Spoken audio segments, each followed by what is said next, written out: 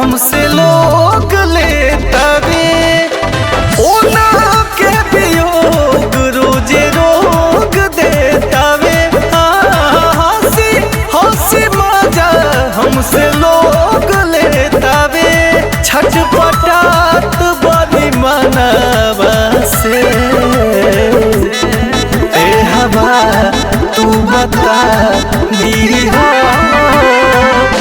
जाके सजनवा से।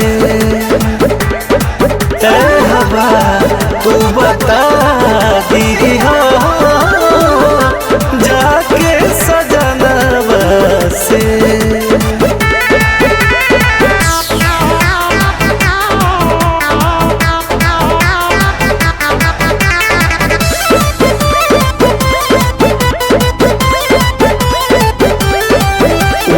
हमारा के डाली के कलेसावा में कवन मजा ले तू बड़े परदेसावा में।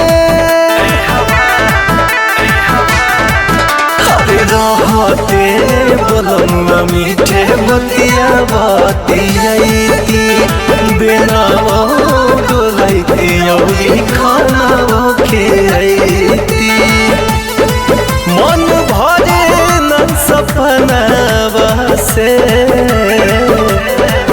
ए हवा तू बता दीहा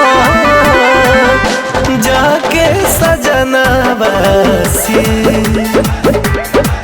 ए हवा तू बता दीहा जाके सजनवा से।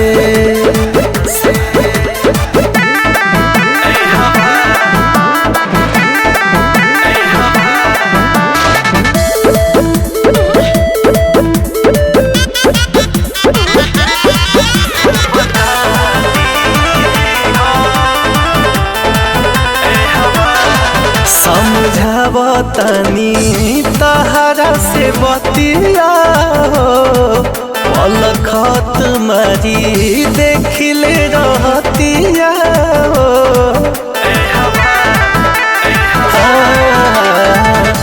बीजन से सब कुछ कही हो समझा के मत तोड़ पास अब मिले से आके।